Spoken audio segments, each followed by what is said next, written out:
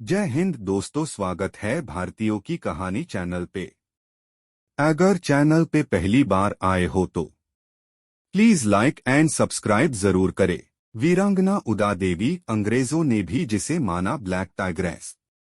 भारतीय स्वतंत्रता संग्राम में महिलाओं ने भी उसी तरह की भूमिका निभाई है जैसा कि पुरुषों ने, लेकिन पुरुषवादी सामाजिक मानसिकता ने इसे छिटपुट तरीके से ऐसे पेश किया जैसे महिलाओं का योगदान नाम मात्र का, वो भी पुरुषों की कृपा से रहा है। इतिहास के पन्ने कुरेदकर कुछ वैसी महिलाओं के योगदान की चर्चा नारी उत्कर्ष में की जा रही है जिनके योगदान को अपेक्षित जगह नहीं मिल पाई। इस बार पेश है महास्त्री उदा देवी के योगदान पर यह आलेख। भारतीय स्वतंत्रता संघर्ष कोई अचानक उत्पन्न प्रक्रिया नहीं थी। यह संघर्ष अंग्रेजों के विरुद्ध क्रमिक रूप से विभाजित हुआ। यद्यपि कुछ अंतरालों में ज्वार की भांति कुछ घटनाएं घटती और फिर भाटे की तरह वह उभार समाप्त होता, मानो सब कुछ शांत हो गया। किंतु यह शांति अपने भीतर क्षोभ को पाल रही होती थी और फिर एक विस्फोट के साथ पुनः वातावरण में गर्मी आ जाती और भारतीय जनमानस उद्वेलित हो उठता। भारत में यूरोपियों का आगमन व्यापारियों के रूप में हुआ, किंतु 2 शताब्दियों के भीतर यूरोपियों में से अंग्रेज सशक्त होकर उभरे और विभिन्न रूढ़ियों में बंधा तथा जातिपाति में बिखरा भारतीय समाज इन अंग्रेजों का सामना नहीं कर पाया और दास्तां की एक लंबी दास्तां का प्रारंभ हो गई। इतिहास प्रायः इस मान्यता से ही परिचालित होता रहा कि अंग्रेजों के विरुद्ध केवल उच्च वर्ग ने ही तीव्र प्रतिक्रिया की और वह तबका जो तत्कालीन समाज में निम्न जाति कहलाता था, चेतना के अभाव में शोषण को ही अपनी नियति मान बैठा। यही नहीं, संघर्ष को पुरुषों की ही बपौती माना गया। किंतु इतिहास की पड़ताल कुछ और ही हकीकत प्रस्तुत करती है। संघर्ष की भावना निम्न वर्ग में भी रची बसी थी और देखा जाए तो यह निम्न वर्ग तथाकथित उच्च वर्गों से अधिक अपनी मान्यताओं से जुड़ा था और इनके संघर्ष कहीं अधिक तीव्र होते थे।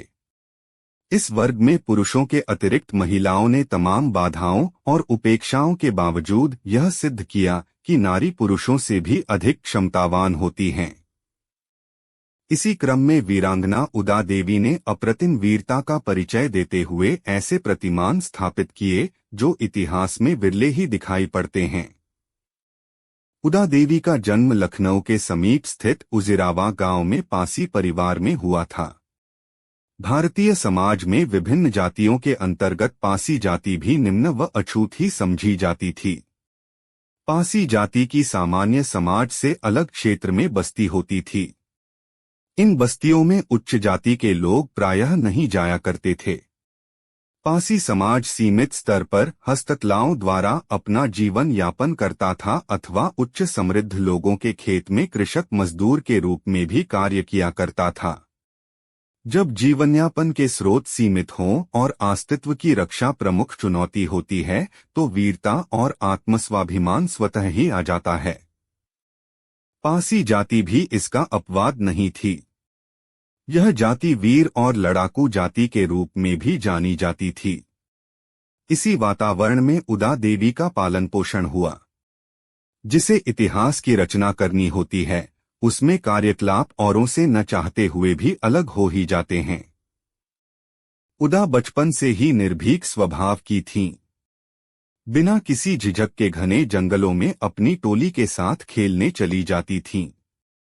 खेल भी क्या थे, पेड़ पर चढ़ना, छुपना और घर लौटते समय जंगल से फल और लकड़ियां एकत्रित करके लाना। जैसे जैसे उदा बड़ी होती गई वैसे वैसे वह अपने हमउम्रों का नेतृत्व करने लगी। सही बात कहने में तो उदा पल भर की भी देर नहीं करती थी।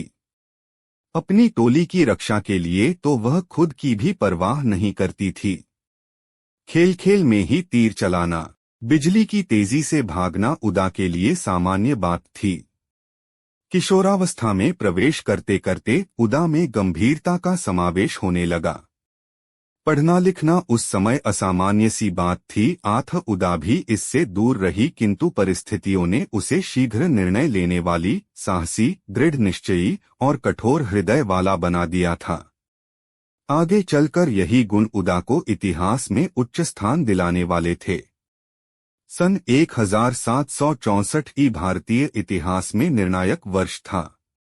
इसी वर्ष अंग्रेजों ने बंगाल में नवाब मीर कासिम, अवध में नवाब शुजाउद्दौला और मुगल बादशाह शाह आलम की संयुक्त सेना को परास्त कर अपनी श्रेष्ठता सिद्ध कर दी थी।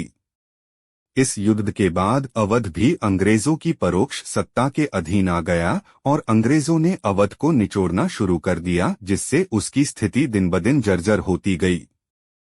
सन 1856 में अवध का अंग्रेजी राज्य में विलय कर लिया गया और नवाब वाजिद अली शाह को नवाब के पद से हटाकर कलकत्ता भेज दिया गया। सन 1857 ई में भारतीयों ने अंग्रेजों के खिलाफ स्वतंत्रता का बिगुल बजा दिया। इस समय अवध की राजधानी लखनऊ थी और वाजिद अली शाह की बेगम हजरत महल और उनके अल्पवयस्क पुत्र बिरजिस कादिर ने अवध की सत्ता पर अपना दावा ठोंक दिया।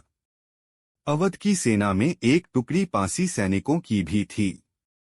इस पासी टुकड़ी में बहादुर युवक मक्का पासी भी था। मक्का पासी का विवाह उदा से हुआ था। जब बेगम हजरत महल ने अपनी महिला टुकड़ी का विस्तार किया, तब उदा की जिद और उत्साह देखकर मक्का पासी ने उदा को भी सेना में शामिल होने की इजाजत दे दी। शीघ्र ही उदा अपनी टुकड़ी में नेतृत्वकर्ता के रूप में उभरने लगी। 10 मई 1857 मेरठ के सिपाहियों द्वारा छेड़ा गया संघर्ष शीघ्र ही उत्तर भारत में फैलने लगा। 1 महीने के भीतर ही लखनऊ ने भी अंग्रेजों को चुनौती दे दी। मेरठ, दिल्ली, लखनऊ, कानपुर आदि क्षेत्रों में अंग्रेजों के पैर उखड़ने लगे। बेगम हजरत महल के नेतृत्व में अवध की सेना भी अंग्रेजों पर भारी पड़ी, किंतु एकता के अभाव व संसाधनों की कमी के कारण लंबे समय तक अंग्रेजों का मुकाबला करना मुमकिन नहीं हुआ और अंग्रेजों ने लखनऊ पर पुनः नियंत्रण पाने के प्रयास शुरू कर दिए। 10 जून 1857 को हेनरी लॉरेंस ने लखनऊ पर पुनः कब्जा करने का प्रयास किया। चिन्हट के युद्ध में मक्का पासी को वीरगति की प्राप्ति हुई। यह उदा देवी पर वज्रपात था, किंतु उदा देवी ने धैर्य नहीं खोया। वह अपनी टुकड़ी के साथ संघर्ष को आगे बढ़ाती रही। नवंबर आते आते यह तय हो गया था कि अब ब्रिटिश पुनः लखनऊ पर कब्जा कर ही लेंगे। भारतीय सैनिक अपनी सुरक्षा के लिए लखनऊ के सिकंदराबाग में छुप गए, किंतु इस समय लखनऊ पर कोलिन कैंपबेल के नेतृत्व में हमला हुआ। उदा देवी बिना लड़े हार मानने को तैयार नहीं हुई। अंग्रेजी सेना ने सिकंदराबाग को चारों ओर से घेर लिया। उदा देवी सैनिक का भेष धारण कर बंदूक और कुछ गोला बारूद लेकर समीप के एक पेड़ पर चढ़ गई और अंग्रेजों पर गोलियां बरसाने लगी। उदा की वीरता देख शेष सैनिक भी अंग्रेजों पर टूट पड़े। काफी समय तक अंग्रेजों को पता ही नहीं चला कि उन पर कहां से गोलियां चल रही हैं। अंत में कैंपबेल की दृष्टि उस पेड़ पर गई जहां काले वस्त्रों में एक मानव आकृति फायरिंग कर रही थी। कैंपबेल ने उस आकृति को निशाना बनाया। अगले पल ही वह आकृति मृत होकर जमीन पर गिर पड़ी। समीप जाने पर कैंपबेल यह देखकर हैरान रह गया कि यह शरीर वीरगति प्राप्त एक महिला का था। जब तक उदा देवी जीवित रहीं, तब तक अंग्रेज सिकंदराबाग पर कब्जा नहीं कर सके थे। उदा देवी के वीरगति प्राप्त करते ही सिकंदराबाग अंग्रेजों के अधीन आ गया। अंग्रेजी विवरणों में उदा देवी को ब्लैक टाइग्रेस कहा गया। दुख व क्षोभ की बात यह है कि भारतीय इतिहास लेखन में उदा देवी के बलिदान को वो महत्व नहीं दिया गया जिसकी वो अधिकारिणी है।